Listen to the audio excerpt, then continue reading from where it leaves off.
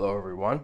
Welcome back to Well-Rounded Fool, an exploration of atrocity YouTube lecture series. I'm really excited to record this episode today because we're going to be covering a lot of material. Unlike last time, I kind of deviated and spoke about other things other than the topic at hand. Today, we're going to be really focusing on some material so that we can get through until the part I really want to talk about during this series. So what is this episode titled? Today, this episode is titled Perception, David Hume in the Is-Ought Dilemma. But before we get into this material, we're going to first recap what we did in the last episode. So last time we covered a plethora of things. We covered Immanuel Kant. We covered reality. So what is going on right now? I'm talking in front of this camera. There's things, I'm hearing things, I'm seeing things, I'm smelling, perception, my senses. We talked about consciousness. What is that agent? What is that necessary agent that needs to be present to observe and to understand and interpret that reality?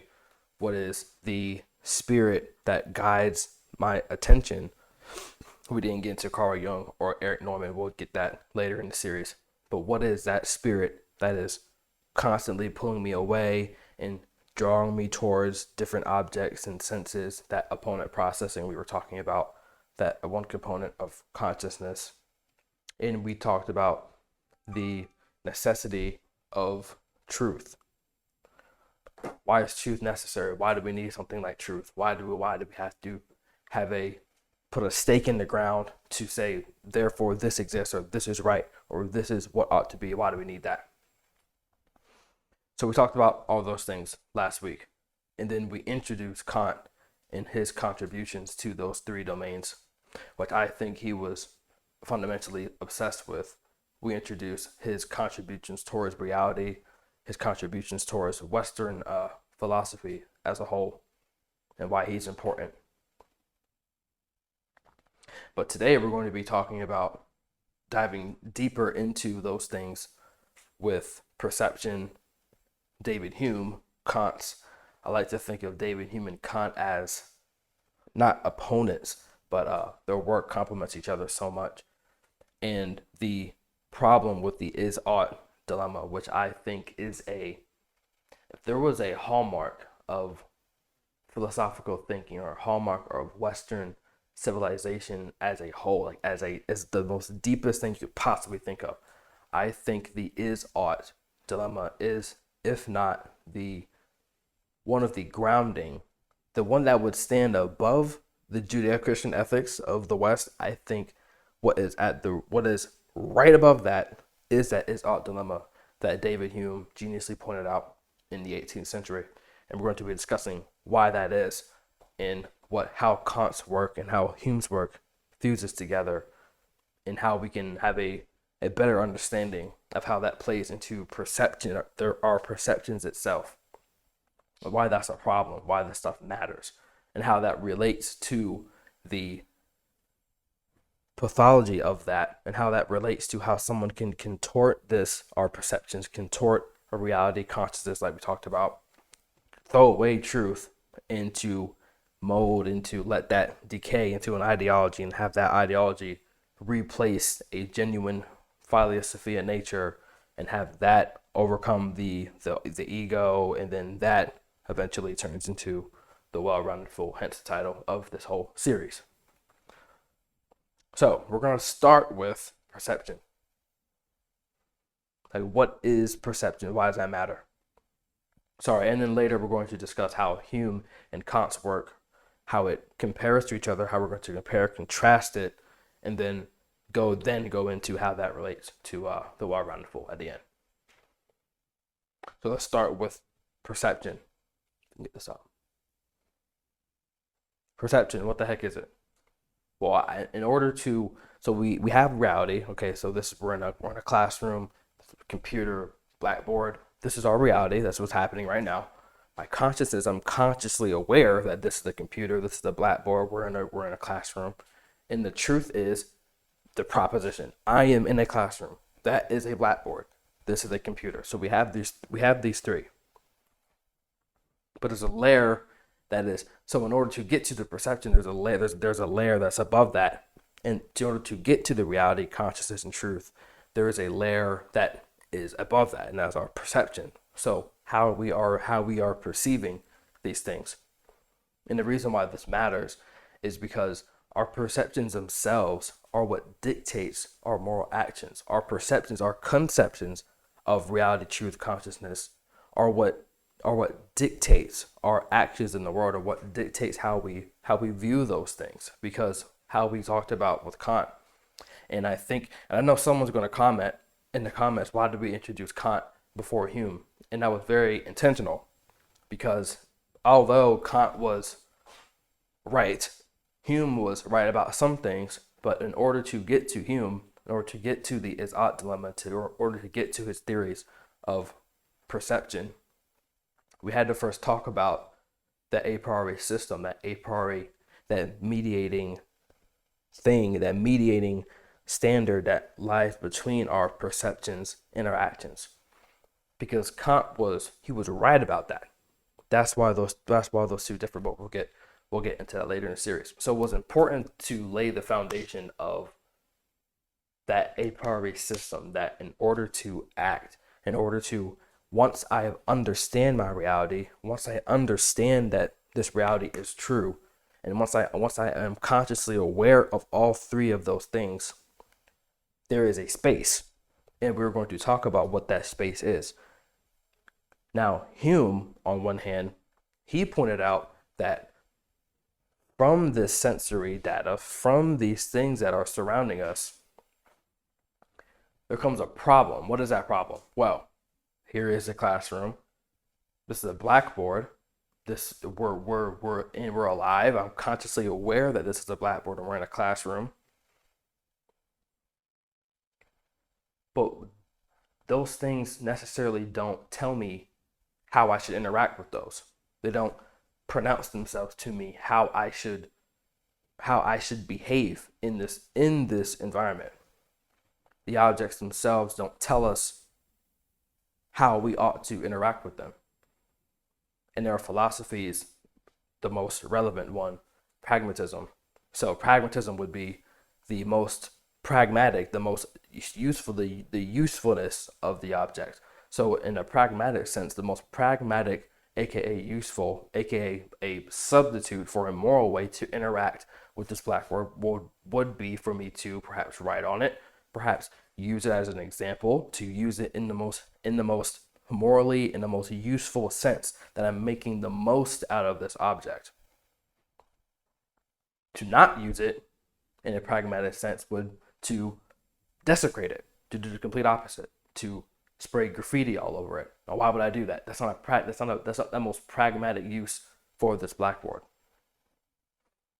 But the point here is the objects themselves, they don't tell us how we ought to interact with them. We can only just perceive it. We can only just see it. And this is a really big problem, and this is definitely a big problem that arose in the 18th century. This is the Enlightenment. We were losing those, as we talked about last week, the entelechy, Aristotle's entelechy. We were losing this relationship between objects and subjects. We were abstracting. We were saying, okay, well, this is a thing in and of itself and doesn't have a purpose. So we were in a investigative, like a interrogation of objects. Like, what is this? So we're abstracting the meanings from the objects.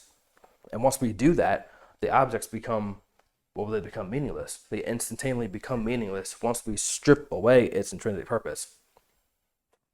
And what lays in between that is our perceptions, is our moral, how Kant introduced our moral a priori interpretive framework of those objects themselves.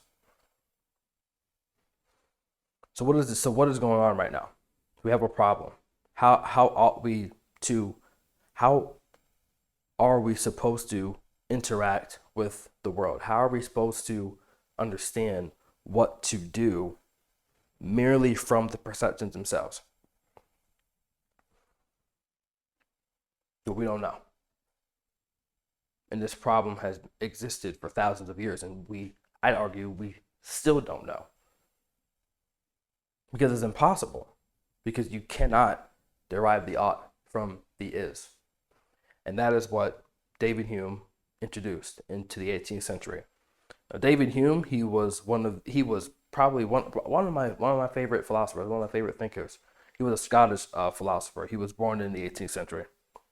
And one of his most notable works is a treatise of human nature. We're going to read some quotes from that. We're going to go over a lot of material. Why is he important? Because he famously pointed this out. And you might think that it's obvious that you cannot derive the ought from the is. But I'd question that. How are you so sure that we can't just look at something and then just from that mere sense data just assume what his motivation is? How do we know that we cannot do that? Well, because we rob the objects from their intrinsic purpose. We rob the objects from having a relationship, from having an intrinsic, that telos we talked about with the entelechy. We robbed that. And when Hume came in, he seen this problem arise. Now, Hume was a very, very, very smart man. He was a prophet, I'd argue. He was 20. He wrote the treatise of human nature when he was only just 23. He wasn't privileged, but he did have a solid foundation. His father died when he was 2 years old. He was a Scottish philosopher. He was studying everything that he could get his hands on. He studied Greek, studied Latin when he went to school. He moved to France. When he came back, that's when he started writing the treatise of human nature, only at the age of 23, which is pretty damn amazing. What were you doing at age 23? I'm 24. I just kind of started getting interested in all this stuff. But this was way back in like 1732. Like, how many 23-year-olds were writing philosophical papers of the structures of reality? What the hell were you doing at 23? You probably didn't even know how to spell perception. But anyway, he was a really, really, really important figure. And he was an important figure because he articulated this point. He was like, look, guys, you can't just look at something and just tell what you're supposed to do with it. Like, how are you going to do that? What's the danger in doing that? Well, if I don't first pause, so this is what the is it's this guillotine. He says, if I just take this bottle and I say, okay, well, because this bottle has its properties, therefore we should do X. How does that become a problem? How does that instantaneously become a problem? Because you're actually, when you try to derive the ought from the is, you are actually engaging in an act of non-being itself. You are actually negating reality. You're negating truth. And I say the biggest factor you're negating is your actual consciousness itself. Because you cannot a priori understand and interpret what things, the usefulness of something merely from its observation. And how Kant and Hume differ is that Hume was an empiricist. Empiricism itself is a philosophy that suggests that the only cognition is my senses. If I can taste it, if I can taste it, if I can smell it, if I can see it, if I can observe it, if I can feel it, therefore I understand that this thing exists. So we're limited to our senses. And he was right in a way. If you can, obviously, if I can touch something, that's one marker of it existing. If I can see it, empirical data, that's probably one of the best useful factors in scientific endeavors. We can actually observe it, not just in this particular phenomena, but if it exists across multiple domains of a phenomena. Because you have to understand that this whole process of induction is not just because it exists. This is why science is necessary. Because if you don't have a scientific endeavor, if you don't have a concise model, a methodology of understanding how something properly exists, then it just fragment. It literally things will literally fragment out of control, and you'll hit that combinatorial explosion. Something that John Beveke talks about a lot. So what is that? Why do we need that? Well, if you don't have a methodology for how you are actually conducting yourself, you actually can't act. And this is really coming on in culture today. You know, the ethic now is that, well, we need to include everyone, and well, you're oppressed, and then well, you need help, and you have all these sicknesses about yourself, and well, you kind of suck, and then you're fat and you're kind of ugly. Let's kind of mash you guys all together in this one big amalgam of oppressed people, and let's give you an acronym. Just being strictly hypothetical here. Well, that immediately arises a problem. There is an infinite amount of ways that you can articulate something. There's an infinite amount of ways that I can perceive something, hence our perceptions. There's an infinite amount of ways that I can look at this chalkboard. I can say this chalkboard is a combination of marks. I can say this is a rectangle. I can say that this is a big square. I can say that this, I can construct this as 2 parallel lines. I can construct it as 4 parallel lines. I can say that this is the object 2,665,897,200,000 item in the entire world. I can abstract items ad nauseum however I want to, because there's no methodology. So that instantaneously becomes a problem. So if you're trying to say that, because you're fat and you have all these things wrong with you, and you're trying to fit yourself in this group, there is no hierarchy of interpretation. There's no conscious moral agent that is saying, okay, well, you matter more. Okay, well, you matter more. Okay, well, you're oppressed over here and you're oppressed. You instantaneously, you spiral out of control into the point where everybody is in this one entire group. And that's the whole telos of that whole entire ideology of itself. Because we're going to realize, well, we're actually all in the LGBT community. If you think about it, we're all in it because we're humans. We are all in that group.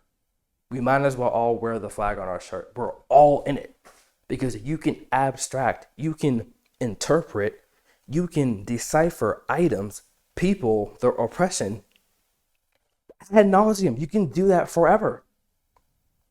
And we're all competing. Well, we're oppressed. We're oppressed. And then if something happens over here, then we all jump over there. That's combinatorial explosion. We cannot pay attention to every single action. We cannot pay attention to every single way that you are oppressed. We have to construct that. We have to use a heuristic. We have to construct that down to the most moralistic way, the most pragmatic way, the most useful way. We have to cancel out the excess sensory data. We have to shrink that down into one functional methodology itself, and then use that to then decipher what is actually going on. And that is our perception. That is what perception is. So when you're engaging in the act of trying to stuff and factor every single variable, it's actually not only impossible, you're actually engaging in an act of non-being itself. Because human beings are consciousness. This is what Carl Jung and Erich Neumann talked about in the book, The Origin and History of Consciousness. Losing my voice here.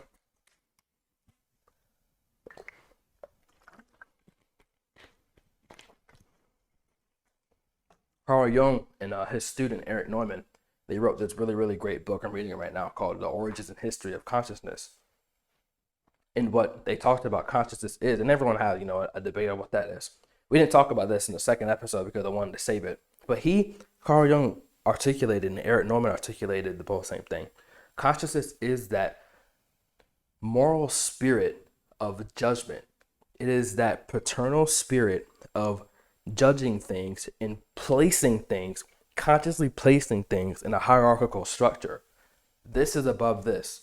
This is not where it could be. It could be over here. This is not that. So let me put this above here. Let me take what is at the top and put it at the bottom. This is more than this. This is wider than here. And everything is organized. That is what a conscious agent does. That's what your consciousness is. If you're alert, if you're standing in the middle of the street and there's cars coming towards you, okay, so what are you going to do? You're just going to stand there and they're going to hit you? No, you're going to move out of the way. You're going to look at this car and you're going to see that something is coming towards you, and you're going to move. You're going to be your conscious agent. You're aware. You have an awareness. You have self-awareness. Now here we get a problem now. Because what if you purposely stepped in front of this car? What if you know you're in the middle of the street and you're actually in the middle of the street because you want to be? Because you're trying to kill yourself. You're purposely doing that. And this is exactly why Kant and Hume work is so important. Because I cannot look strictly from the sense data of someone standing in the middle of the street and assume that they are making a mistake, because they could just so be that they're doing that on purpose. Horrible example, horrible stretch, but it matters because we have to understand that we cannot just interpret, we can't just assume things just from what they are on the mere surface. And David Hume pointed this out in his book, A Treatise of Human Nature, when he articulated the is-ought fallacy, when he articulated the impressions, the sensory data. And it makes me so disappointed because he was something that he just didn't get right. He thought that we were limited to our senses, that all there was just senses. And he wasn't very atheist until until he published a few works. That's when he really came out like as an atheist. And so he kind of threw away the intellect, he threw away all that stuff. He literally threw away all of his theological associations before he published that book. Which is, I can't understand why someone would do that, but that's the way he was. And he adopted this rugged, atheistic, almost totalitarian structure of empiricism. There's only senses. There's only what we see, what we touch, what we feel, what we can observe, what we can scientifically prove. And it was weird because if he would have just pushed his thoughts, there's always that one person who would, if they would just push their thoughts just a little bit more, then they would come out on the right foot, which is exactly what Kant did. But now we're going to go over some of these quotes from A Treatise of Human Nature. All right. Those perceptions which enter with most force and violence, we may name impressions, and under this name, I comprehend all our sensations, passions, emotions, as they make their first appearance in the soul. By ideas, I mean the faint images of these thinking and reasoning, such as, for instance, all are the perceptions excited by the present discourse, excepting only those which arise from the sight and touch, and accepting the immediate pleasure or uneasiness it may occasion. Hume. Now, what's he talking about there? He's saying that what we see, what we touch, what we feel, what we observe, therefore is something in and of itself. It has an intrinsic property. Under this name, I comprehend all the sensations, passions, emotions. They make their first appearance in the soul.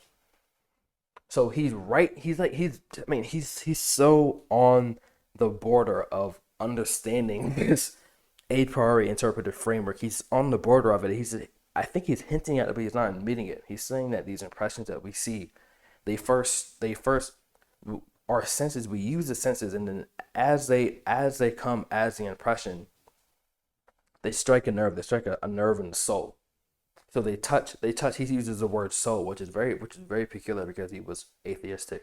They touch a soul. They touch something else. So if we see something, if we hear something, if somebody says something to us, Viktor Frankl talked about that space, that intermediary space between the response. Something happens. Boom, a loud noise. What happens? We stop. We hit that. Our amygdala goes off. We stop. We get in fight or flight. What's going on right now? And a conscious human being does that. A conscious human being stops when they hear a sudden noise because they don't know that it's actually a biological response to what is going on. We're trying to stop. We're trying to stave off predators. We don't want to move. We want to look like we want to blend in with objective reality as much as possible. We don't know what's going on. This is a property of a conscious human being. And we're understanding that there's something going on. We need to do something. And therefore, if we don't do something, something else is going to happen. And we're going to talk about his causation theory in a minute. But what's going on? It strikes something first.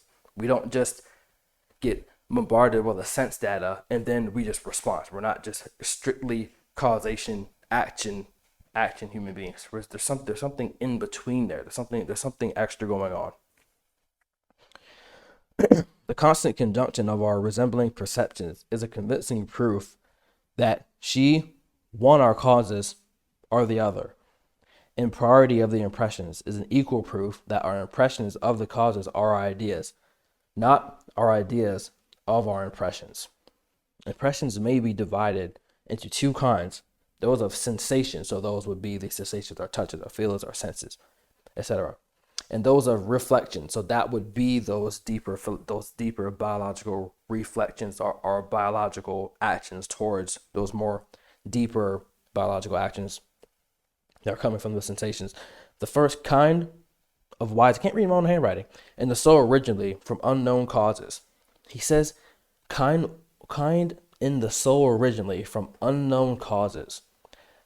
Remember that. The second is derived in a great measure from our ideas, and that in the following order. An impression first strikes upon the senses, and makes versus perceive heat or cold, thirst or hunger, pleasure or pain, or some kind of the other. So he's saying if I touch something hot, it first hits the soul, and then I have to interpret that. So he's right on the border of getting to that moral interpretation. But obviously Hume was first before Kant. He's saying that once those senses come, there is some type of interpretive structure that has to take place. We're not just mere causation, reaction human beings.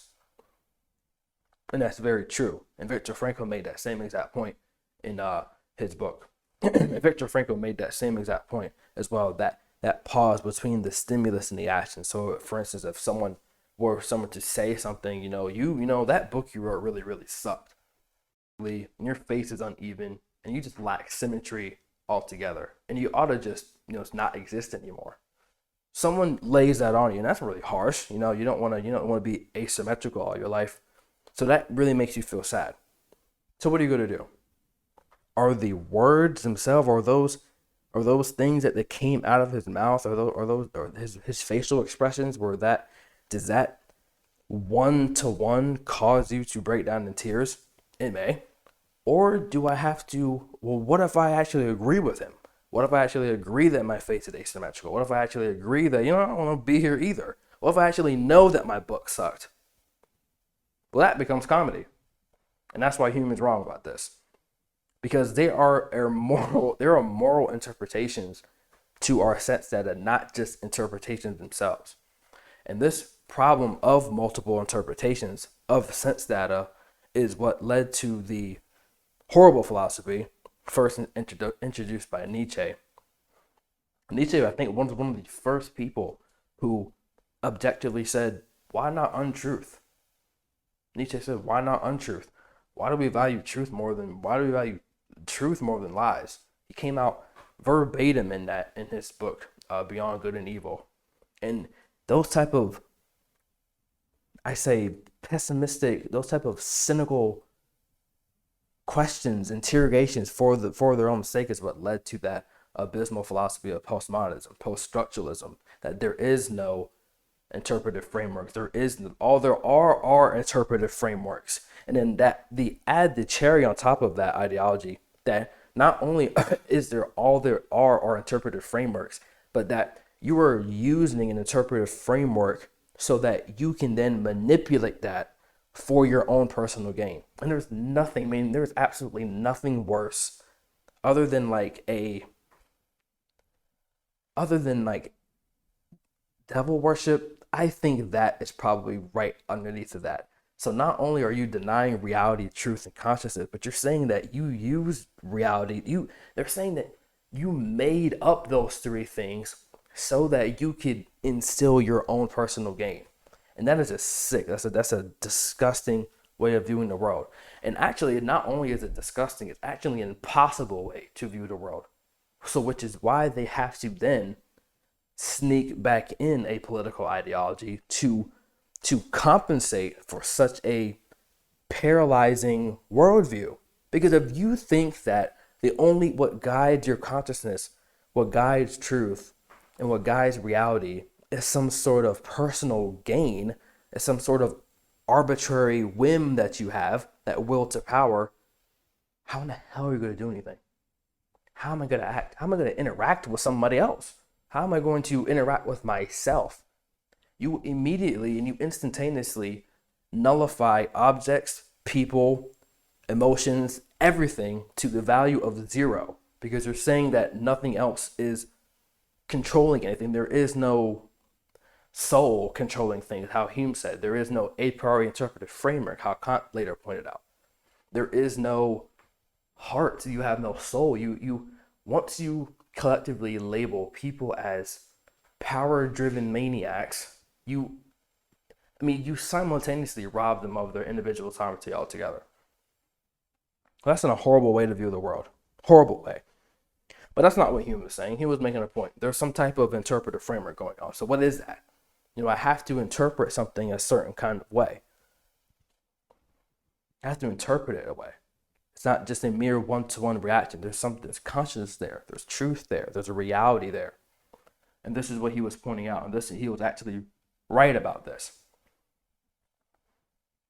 But where Hume was wrong was that he thought that there was just an interpretive framework, but what then dictated what that interpretive framework was our ideas. So he's kind of going in loops here. He's saying, well, if I just interpret this object a certain way, what is guiding my interpretation of that object is derived from some other idea. And it's borderline difference. This is another factor which came later in the 20th century, 19th century with Jacques Derrida. Jacques Derrida, probably his most famous contribution to deconstructing the self was that différance. So what différance was basically Jacques Derrida was saying that Jacques Derrida denied reality, truth, and consciousness itself. He denied all three of those things. Not only did he deny it, he said that there was absolutely no difference between those three things. And that's kind of weird. You see, that's kind of, if you look at this from a psychological perspective, that's you're instantaneously nullifying everything down to the level of 0. So you don't value truth more than consciousness. You don't value consciousness less than truth. You kind of just look at everything as from a white coat. You look at everything from a rigid scientific perspective, and you devalue everything to the point where nothing. And you have to do that. That's what the scientific method inherently does that. If you have a discovery, if you put things in the lab, if you have this independent variable, and then this epiphenomena happens, well, that's what happened. I have to write that data down. I can't not write that data down because I didn't agree with it. I can't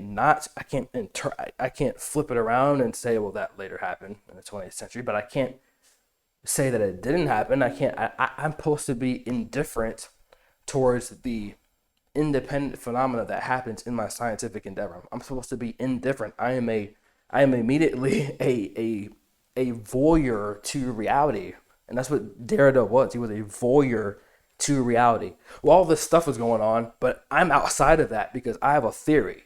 That's exactly the way he thought, and he's wrong about that, because there is no such thing as a difference. Because what makes your difference different than someone else's theory? It immediately craps on itself from one question. So he said there was no difference. If I think this is the chalkboard, well, where do I get the word chalkboard from? He's chopping the words down into the mere syntax. That's another quote from him. He said everything is a syntax. All there are words. So the difference would be that, well, I got the word chalkboard because I got that from something else. Well, I got that idea from another idea. And you go back into this infinite regress to where everything depends on each other. And there actually is no things in and of itself. There was a great book called Literary Theory. I forgot the author. But there was the cover of it was a cadaver, and it said no radio. It was kind of like a joke.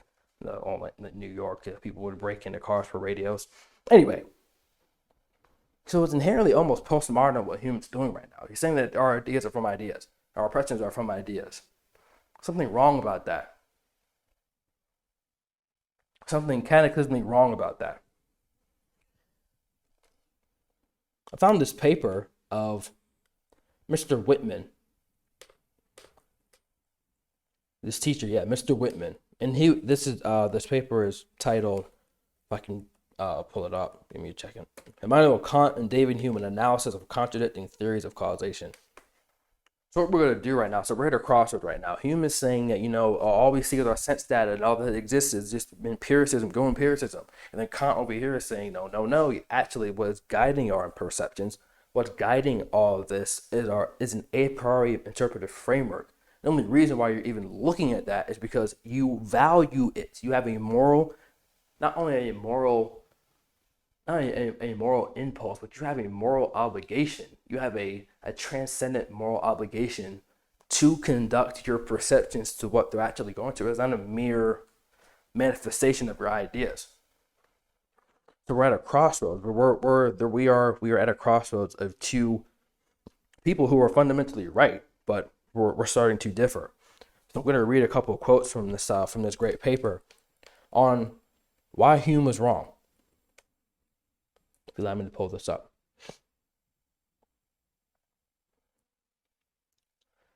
Kant viewed Hume's problems with pure reason from a more general standpoint, asking how cognition from pure reason was possible at all.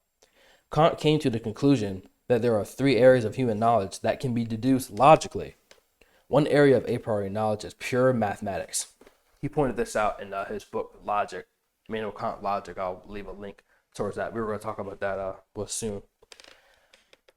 An example Kant uses is the proposition 7 plus 5 equals 12. The human brain can grasp the separate concept of 5 and 7 will create a sum when added together. It is also able to intuitively and logically deduct that their sum will be another separate concept, 12. The brain is able to come to this conclusion without the use of sense experience. So he is saying that, so Kant's critique of Hume is that, well, how is that a sense if I can abstract the objects from their worth in a moral way, if I can abstract and I can understand in my head that if I add one object and if I add another object, therefore there will be a separate in a causal object. How can I understand that a priori? You can understand that a priori from your senses. I don't need to feel that 7 plus 5 equals 7. I don't need to see that 7 plus 5 equals 12. I don't need to see that. I don't need to see 5 people and then look at 7 people and then see them get together and then count each individual person and tell that's 12. I can do that inside my head. I can logically and a priori do that inside my head. That's what Mr. Whitman is talking about. This simple example displays the brain's ability to form connections between individual concepts a priori. That means a priori outside of your senses, disproving Hume's theory that the brain is merely a bundle of perceptions. This notion becomes fundamental to Kant's view on causality. That was a brilliant paragraph I found, because what he just expertly did was he showed a mere example of just pure logic. Hence why the title of the book was called Logic. Because how the hell do you explain logic, David Hume? Do you see logic? Do you feel logic? Do you experience logic? Do you have to smell it? Whatever the hell that means. You don't have to sense a logical conclusion. You don't have to sense that.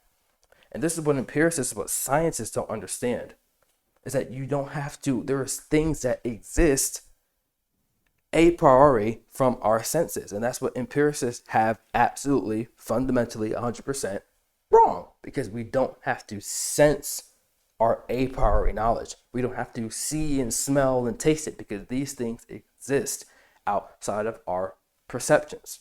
Things exist outside of our perceptions. There is no such thing as a raw empirical sense data. You are not just that reality voyeur, how Jacques Derrida thought. You cannot place yourself outside of reality unless you're tripping on some type of foreign drug. You cannot take yourself out of reality and say, oh, this is what it really is. And it's also something Kant pointed out. You can never come to the thing in and of itself because you hit the homuncular theory. Well, who's up there? Well, it's another guy deciding what it is. Okay, well, who's in that guy's brain?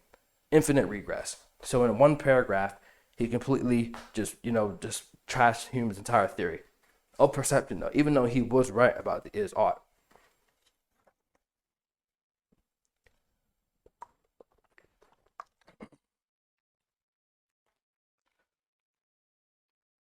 To get a little sidetracked here, I've been really interested in the concept of introverts and extroverts. And Carl Jung expertly and geniusly pointed out, he coined those two phrases, which have just become just completely just trash. No one knows what an extrovert or introvert is in today's culture, because the actual book, Psychological Types, that was published in the 18th century, 19th century, sorry, no one understands what that is. And I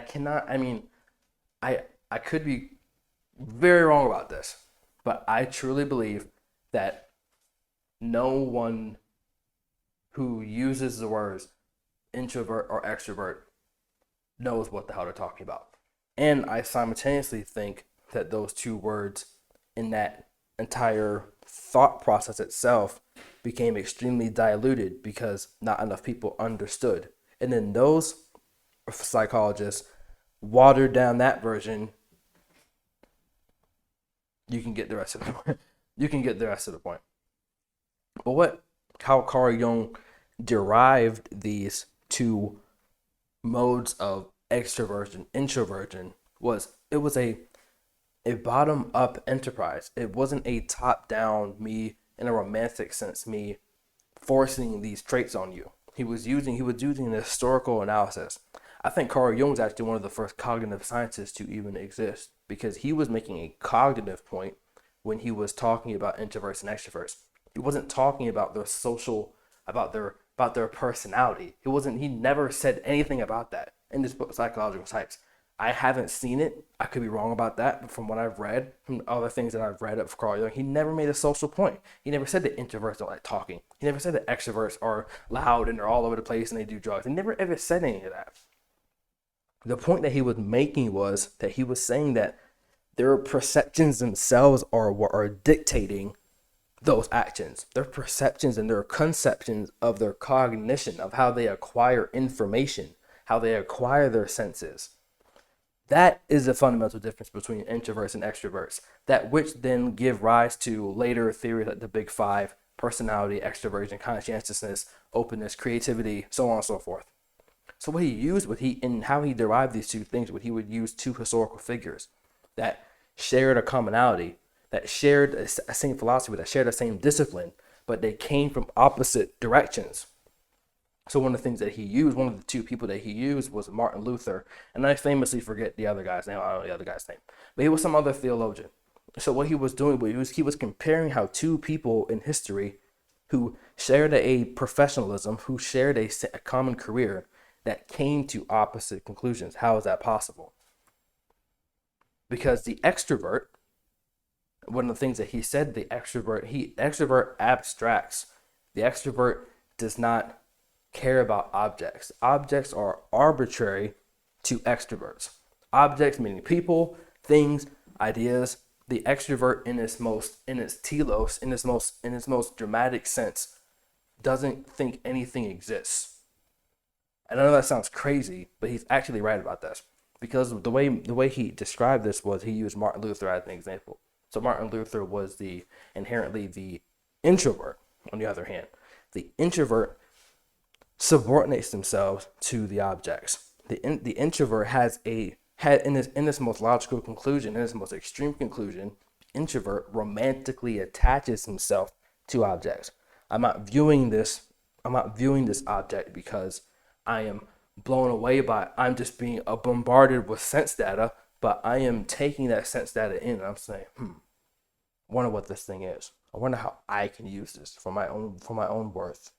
That's what the introvert does. The introvert thinks, the introvert feels, the introvert perceives things, perceives people, perceives thoughts, perceives ideas, perceives love, perceives so on by thinking. It's cognition. And the extrovert does the complete opposite thing. So the extrovert is indifferent towards sense data in a way. The extrovert abstracts and he pulls himself away. He says, well, I can get that same thing doing it this way. That's why there's a difference between business owners and entrepreneurs. An entrepreneur is not a business owner, and a business owner is not an entrepreneur.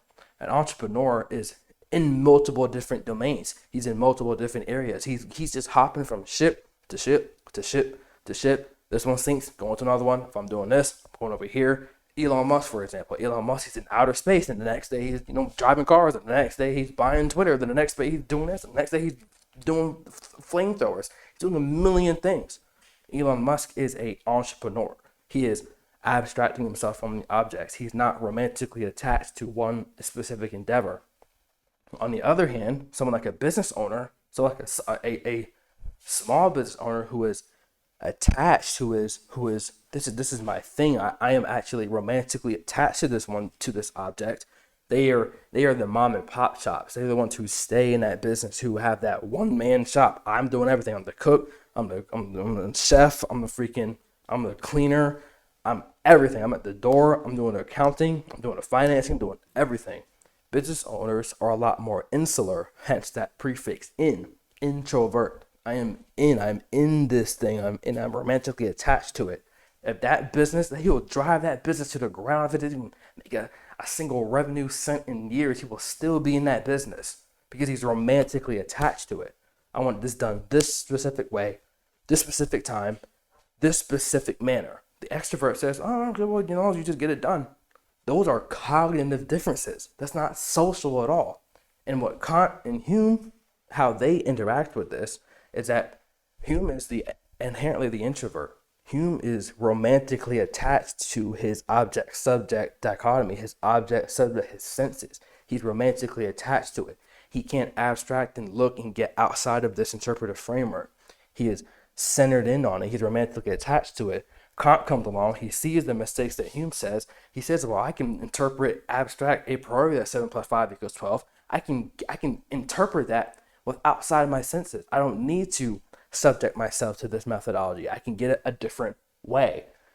Kant inherently abstracted himself from the object, and he viewed himself subordinate. Therefore concluding Kant extrovert, Hume introvert. You can do that with people all day long. Just look at how one person reacts to outside stimuli and compare it to how the other person did. If you can do that, it's a little fun little thing. But anyway, back to this.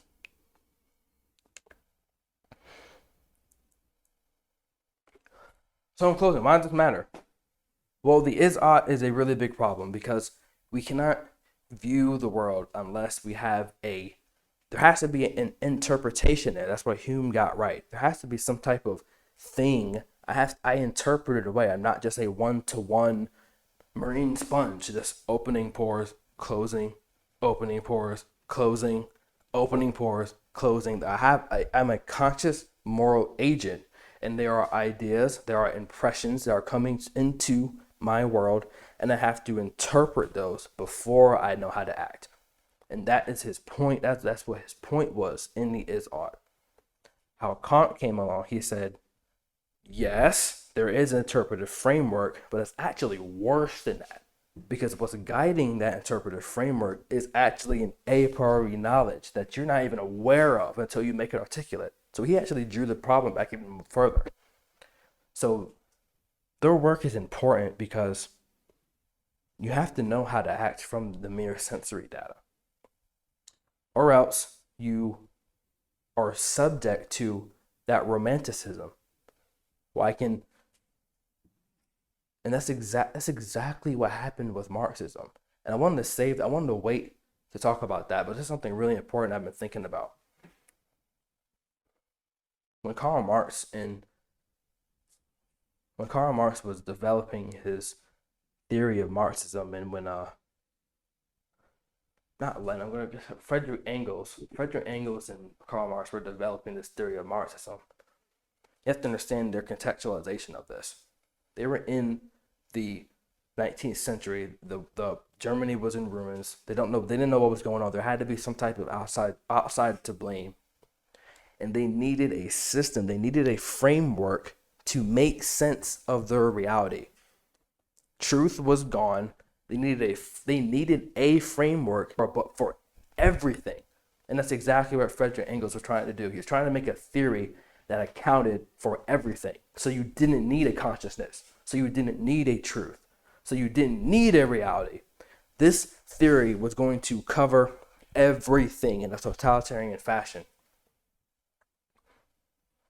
And what happened, what the catastrophe of the 20th century of Marxism, what is still playing out, is that the ought was derived from the is. Actually, it was worse. The is and the ought became the same thing. They collided and it became the same exact thing. When you develop an ideology that cannot differentiate between something just existing and its purpose, it became one. And that's why the world almost ended during the Second World War. That's why the world almost ended, because the is and the ought disappeared and became one thing. It didn't even become an is, it didn't even become an ought. Things just were. There was no purpose. The purpose is what the ideology said it was. That's George Orwell, 1984. Truth is just whatever the party says it was. And what happens when you succumb to différance? Well, this is just from that. That's just from this. There is no really meaning to it. What happens when you succumb to an ideology that the a priori interpretive framework becomes an a priori interpretive framework?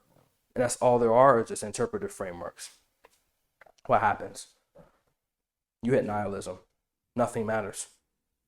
You technically cannot act unless you are able to differentiate what is from what ought to be. In the very act itself, from trying to deduce what is to what ought, is inherently an act of non-being, because you are eliminating your senses, you're eliminating truth, you're eliminating these frameworks, you're throwing them away, and you're denying their existence. And then what happens next? Well, someone has to tell you what truth is. Someone has to tell you what to actually think. And someone has to let you know who you are, so you decide which one you want.